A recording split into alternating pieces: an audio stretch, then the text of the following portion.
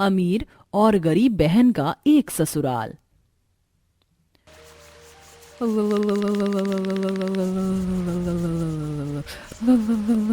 कितनी सर्दी है, पानी भी ओला सा आ रहा है। रागिनी ने बर्तन धोते धोते रसोई से बाहर झांक कर देखा। बाहर उसकी सास और जेठानी दोनों आराम से सोफे पर हीटर जलाकर बैठे हुए थे। ये ले सोनल बहू, ये वाला रसगुल्ला खाकर देख, कल अनिल लाया था, मुझे तो बहुत अच्छा लगा। अच्छा है, आप भी खाइए माँ जी। बहुत अच्छा है बहू, इस रसगुल्ले को रबड़ी से लगा कर खा, और भी अच्छा लगेगा।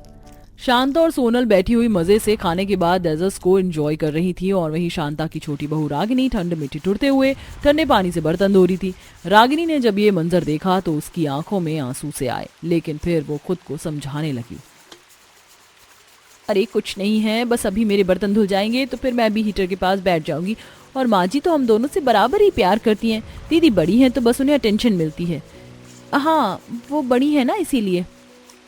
बचपन से ही यही तो हुआ है मेरे साथ। हर किसी ने बस दीदी को ही वैल्यू दी है, मेरा तो कोई वजूद ही नहीं था जैसे। रागिनी ऐसे सोचते हुए रोने लगी। सोनल रागिनी की बड़ी बहन थी जो कि अब उसकी जेठानी बन चुकी थी। शांता के दो बेटे थे जिनके लिए शांता एक ही परिवार की दो बेटियों को बहू बनाकर लाई थी। शांता के बड़े बेटे की शादी सोनल से हुई थी जिसका काम कारोबार अच्छा था, और छोटे बेटे विहान की शादी रागिनी से हुई जिसका काम बस ठीक ठाक ही था। लेकिन इस कारोबार की दीवार ने शांता के मन में दोनों बहुओं के लिए एक रेखा बना दी थी। वो सोनल को ज्यादा अहमियत देती थी और रागिनी को बस घर की नौकरानी की तरह रखती। लेकिन ये बातें रागिनी के दिल पर लगने लगी थी क्योंकि शायद बचपन से उसकी बड़ी बहन ने उसकी खुशियों को छीना था। आज की भी घटना से रागिनी को काफी दुख हुआ और वो आंखों में आंसू भरकर अपनी शादी से पहले की जिंदगी में खो गई। अरे वाह रागिनी, देख कितना सुंदर गोल्डन हार है, ये वाला तू ले ले। हाँ दीदी, अच्छा लग रहा है, लेकिन मैं और भी हारों पर नजर मारना चाहती हूँ। नहीं रागिनी, ये वाला हार सबसे अच्छा है, इन्हें बार बार देखने से क्या फायदा, मैं सारे देख चुकी हूँ। अच्छा, अब मैंने तेरा हार पसंद करवा दिया है ना, तो तू यहाँ से हट जा, अब मैं देखूंगी अपने लिए। सोनल ने चालाकी से बड़ी बहन होने का फायदा उठाते हुए अपनी छोटी बहन को उसकी ज्वेलरी भी नहीं देखने दी, और उससे ज्यादा अच्छी ज्वेलरी ना मिल जाए इसीलिए उसने रागिनी को वहां से भेज दिया। रागिनी को भेजने के बाद फुर्सत से सोनल ने सारी ज्वेलरी को देखा और अपने लिए सबसे अच्छा सेट पसंद किया। दीदी, आपका वाला तो बहुत ज्यादा अच्छा लग रहा है, मेरा तो बस। क्या मतलब मेरा तो बस? अरे बेचने वाले यहीं घर में आए थे, अगर अच्छा नहीं लग रहा था तो लिया क्यों? दीदी वो आपने क्या क्या वो आपने क्या कहना चाहती है? अरे मैंने तो बड़ी बहन होने के नाते बस एक हार पसंद किया था। अरे क्या हो गया? कुछ नहीं माँ, वो बस मैं तो दीदी के हार की तारीफ कर रही थी, मेरा भी अच्छा है, मुझे पसंद है, आप चिंता मत कीजिए। अच्छी बात है, अब जो ज्वेलरी पसंद कर ली है उसे ही रखना पड़ेगा, सारी ज्वेलरी पता है ना कितनी महंगी है, अब दोबारा कोई एक झुमका भी नहीं आएगा। रागिनी और सोनल की माँ ऐसे बोलते हुए चली गई। बेचारी रागिनी को ना चाहते हुए भी वही ज्वेलरी अपनी शादी पर पहननी पड़ी जो कि उसे जरा भी अच्छी नहीं लग रही थी, लेकिन घर में कोई कलेश ना हो सिर्फ इसलिए उसने उसे शांति से पहन लिया। क्या मेरी कोई अरमान नहीं है?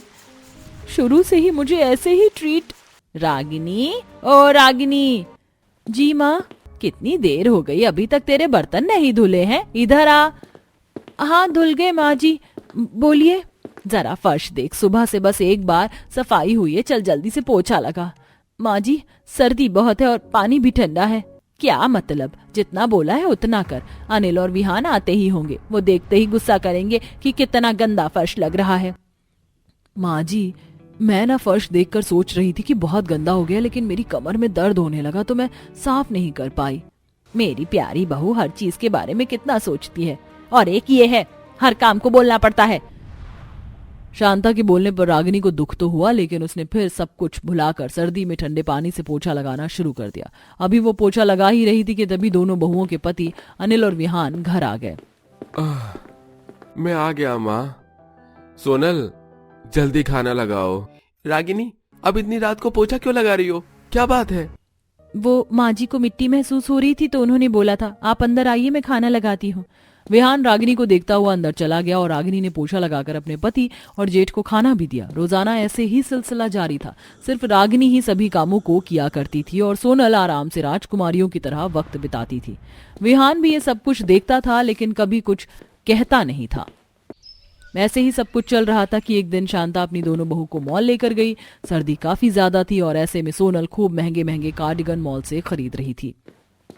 ये लो, और ये वाला भी, सभी को अच्छे से पकड़े रखना। ठीक है। और कितना खरीदना है दीदी? लेने देना, तेरी जेब से क्या जा रहा है? मेरी सोनल बहू तो अमीर है, खरीद बहू। अरे वाह माँ जी, ये गुलाबी वाली तो जर्सी देखो कितनी अच्छी लग रही है। ये वाली एक मैं ले लूं क्या? तू यहाँ से लेगी, ये मॉल है, सरोजनी बाजार नहीं। तू गरीब है बहू, अपनी हैसियत के मुताबिक बात कर। सही कहा। अच्छा माँ, अब सब कुछ मैंने ले लिया तो चलिए अब हम सैलून और पार्लर चलते हैं। ठीक है बहू। सुन रागिनी, ये जो सामान है सारा घर लेकर चली जा और आज अनिल पालक घर रख कर गया था तो उसकी सब्जी बना लेना, और जब तक मैं और सोनल बहू लौटे सभी काम निपट जाना चाहिए। शांता ने पूरे दिन बस रागिनी को एक हैंगर की तरह इस्तेमाल किया और जब शॉपिंग हो गई तो उसे घर भेज दिया और दोनों सास बहू मॉल के महंगे पार्लर और सैलून वगैरह में जाकर ब्यूटी ट्रीटमेंट लेने लगी। इस सर्दी में वैसे ऐसे पार्लर आकर रिलैक्स करने से अच्छा कुछ नहीं है। और स्किन केयर भी बहुत रिलैक्सिंग होता है।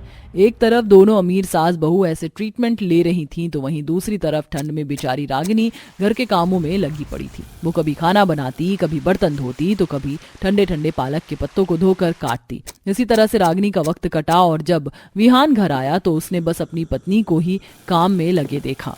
सब कहाँ गए? और रागिनी, तुम अकेली ही क्यों सारे काम कर रही हो? हाँ, वो अभी पार्लर गई हुई हैं। पार्लर? अच्छा ठीक है। विहान रागिनी से ऐसे बोलता हुआ चला गया। रोजाना अपनी पत्नी को ऐसे पिसता हुआ देखना विहान को जरा भी अच्छा नहीं लगता था, लेकिन वो बस खामोश रह जाता था। आज भी दोनों सास बहू खूब पार्लर में अपना वक्त लगा कर आई और आते ही उन्होंने रागिनी पर अपने हुक्म चलाने शुरू कर दिए और ऐसे ही आज का दिन भी बीत गया। ऐसे ही सब कुछ चल रहा था कि फिर से एक दिन शांता और सोनल ने ठंडी हवाओं में रागिनी को अपने लिए समोसे लेने को भेजा। उई माँ, मर गई, कितनी तेज हवा है। रागिनी सिकुड़ती हुई जा ही रही थी कि उसे रास्ते में विहान मिल गया। रागिनी, तुम इतनी सर्दी में बाहर क्या कर रही हो? अरे कुछ चाहिए था तो तुम मुझे बता देती। नहीं जी, वो माँ जी और सोनल ने मुझसे समोसे मंगवाए थे, वही लेने जा रही थी। समोसे? चलो मेरे साथ घर वापस। अरे पर मैंने कहा घर चलो अभी के अभी। रागिनी को समझ नहीं आया कि विहान इतने गुस्से में क्यों था। उसने कुछ भी नहीं लेने दिया और वो उसे घर ले आया। घर में शांता और सोनल आराम से हीटर के आगे बैठी हुई थी, जिसको देखकर विहान का और भी पारा चढ़ गया और वो भड़कते हुए अपनी माँ से बोला, वाह माँ वाह, मतलब अगर मैं कुछ कहता नहीं हूँ तो आपको क्या लगा आप मेरी चुप्पी का नाजायज फायदा उठाओगी? अरे दो बेटों के बीच में कारोबार की दीवार ने आपको ऐसे अंधा कर दिया कि आप अपने ही घर में दो बहुओं में भेदभाव करने लगी।